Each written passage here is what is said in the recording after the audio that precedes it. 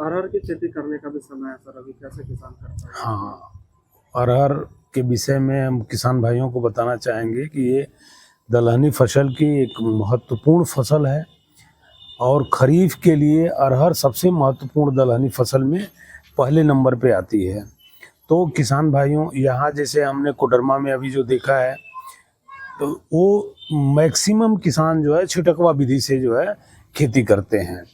तो हम किसान भाइयों को सलाह देना चाहेंगे कि अरहर की खेती वैज्ञानिक तरीके से करने का प्रयास करें। वैज्ञानिक तरीके मीन्स जो है अच्छा उत्पादन लेना है तो हमको उसकी बुआई, उसके खेत की तैयारी से लेके बुआई, कटाई और उसकी देखभाल तक हमको पूरा जो है एक प्रैक्टिस हमको पूरा करनी चाहिए। जो पैकेज एंड प्रैक्टिस वैज्ञानिक तरीके से लाई गई है उसको अगर अपनाते हैं तो हमको अच्छा उत्पादन प्राप्त होता है। उस संदर्भ में मैं बताना चाहूँगा किसान भाइयों को कि जो है जैसे फर्स्ट क्या है कि एक तो जो है अरहर की खेती ऐसे खेत का चुनाव करते हैं जहां पानी लगने की संभावना नहीं के बराबर हो, क्योंकि अगर खेत में पानी रुक गया तो हमारी जो दलहनी फसल होती है उसका वो समाप्त हो जाती है और उसका उत्पादन हम नहीं ले सकते। इसलिए पहला है कि खेत का चुनाव कायदे से करें जिसमें पानी नहीं रुकना चाहिए। दूसरा आता है कि वैरायटियों की बात, तो बहुत सारी वैरायटी हैं जो हमने जो यहाँ देखा है 80 से 90% किसान अपने घर के बीज का जो है कई सालों से पुरानी वैरायटियों का उपयोग करते चले जा रहे हैं, उसको अपने घर का बीज ही बुआई में काम ले रहे हैं। लेकिन हमारे यहाँ से जो है बहुत सारी वैरायटी निकाली गई है, तो उन वैरायटियों का जो है जैसे श्रावणी है एक वैरायटी, बहुत अच्छा उसका उत्पादन होता है, जो है उसके बीज बड़े हैं और एक एक फली में जो है 5 से 7-8 बीज होते हैं जो है। इसी तरह वैशाली है, इसी तरह बिरसा यूनिवर्सिटी से 2 वैरायटियाँ निकाली गई हैं। तो इस तरह की वैरायटियाँ हैं जिसमें एक एक फली में जो है 5, 6, 7 दाने जो है लगते हैं, जबकि किसान लगाते हैं तो उसमें 2 से 3, 4 दाने वाली लगाते हैं। तो उसको हमको वैरायटी का भी हमको सिलेक्शन करना चाहिए कि अच्छी वैरायटी का बुआई करें। दूसरा आता है कि खाद जो है दलहनी फसल होने के कारण बहुत कम मात्रा में खाद की आवश्यकता पड़ती है, लेकिन बुआई के समय थोड़ी खाद का जो है हमको उपयोग, जैसे 1 हेक्टेयर में हम कहते हैं कि 10 से 15 किलो यूरिया का उपयोग करें, थोड़ी डीएपी का उपयोग करें, तो जो है बुआई के समय हमको कर देना चाहिए जो है, जिससे उसका विकास, जर्मिनेशन हो जाए, विकास हो जाए, उसमें नोड्यूल्स बनते हैं, गांठें बनती हैं उनकी जड़ों में। जब उनका डेवलपमेंट हो जाएगा तो ऑलरेडी जो है वो नाइट्रोजन का अवशोषण करते रहते हैं जो है। तो इस तरह जो है उनके लिए हमको दूसरी बुआई के समय हमको ध्यान देने की ज़रूरत है कि लाइन सोइंग का हम किसान भाइयों को सलाह देना चाहेंगे कि लाइन सोइंग पर ज़्यादा फोकस करें। लाइन सोइंग की एक लाइन से दूसरी लाइन की दूरी, एक पौधे से दूसरे पौधे की दूरी जब हम मेंटेन करेंगे तो उसके अंदर हम जो है कभी भी बारिश के मौसम में थोड़ा सा हमको खुला मिल गया तो उनका हवा उचास के लिए जो है हम एक बार कुड़ाई कर सकते हैं उसमें, चाहे ट्रैक्टर हो, मिनी ट्रैक्टर हो, जो है पावर टिलर हो, या अगर बैल की व्यवस्था है तो उसके द्वारा भी हम एक बार अगर खेत में चला दें तो उनके जड़ों के लिए हवा का संचार हो जाता है, ज़मीन थोड़ी पोची मतलब हल्की हो जाती है, भरभरी हो जाती है और अरहर का विकास अच्छा होता है। तो लाइन सोइंग पर हमको फोकस करना चाहिए। लाइन सोइंग में एक लाइन से दूसरे लाइन की दूरी जो है 3 फीट से 4 फीट तक हमको रखने की आवश्यकता है, जिसके अंदर हम जो है उसकी खेती, उस मतलब घास निंदा की समस्या को निवारण कर सकें।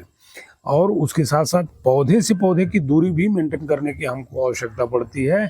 एक पौधे से दूसरे पौधे की दूरी जो है 1.5 से 2 फीट अगर हम रखते हैं तो इसमें जो है पौधे के विकास अच्छा होगा, उसमें नंबर ऑफ ब्रांच जो टहनियाँ बनती हैं उनकी संख्या ज़्यादा बनेगी और ज़्यादा उत्पादन हम प्राप्त कर सकते हैं। तो बुआई में हमको इस चीज़ का ध्यान देने की ज़रूरत है।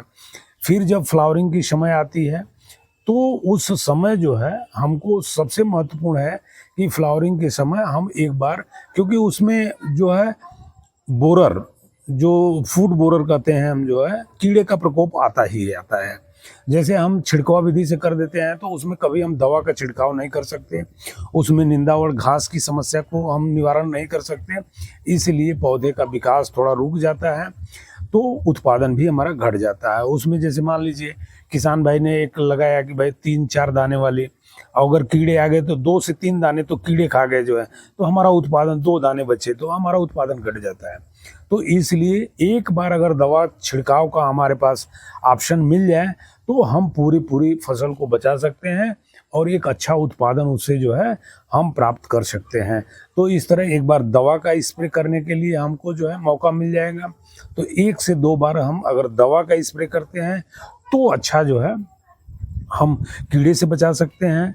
और इसके साथ साथ जो है अगर आवश्यकता पड़े तो एक आध सिंचाई, जैसे कभी कभी लंबे स्पेल में बारिश नहीं हुई तो हमको एक बार उसको सिंचाई भी कर देना चाहिए जो है। लास्ट में जब फ्लावरिंग और जब फ्रूट बनता है उस समय अगर पानी की कमी हो जाएगी तो फ्लावर गिर जाते हैं और फली नहीं लगती है, कम संख्या में लगती है, तो उस समय हमारे खेत में थोड़ा नमी की ज़रूरत पड़ती है, तो उस समय भी हम कर सकते हैं।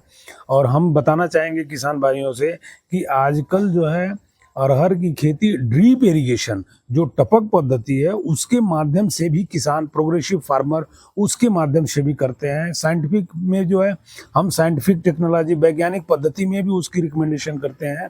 सरकार से उसमें सब्सिडियां भी मिल रही हैं कि अगर ड्रिप इरिगेशन पे हम जो है अरहर की खेती कर दें तो हम जो है बहुत अच्छा उत्पादन जो है प्राप्त कर सकते हैं। इस तरह अगर हम व्यवस्थित खेती करें जो है तो अरहर में भी जो है 18 से 20 क्विंटल 25 क्विंटल तक जो है हम उत्पादन प्राप्त कर सकते हैं। कितने दिन का फसल है? फसल जो है वैरायटियों के ऊपर डिपेंड करता है जो है, 150 दिन जो है, 140 दिन, लेट वाली वैरायटी हैं, 200 दिन की वैरायटियां हैं जो है, तो क्रॉप के ऊपर डिपेंड, वैरायटी के ऊपर डिपेंड करता है। और अलग अलग वैरायटियों का अलग अलग ड्यूरेशन, शॉर्ट ड्यूरेशन भी वैरायटी है जो है।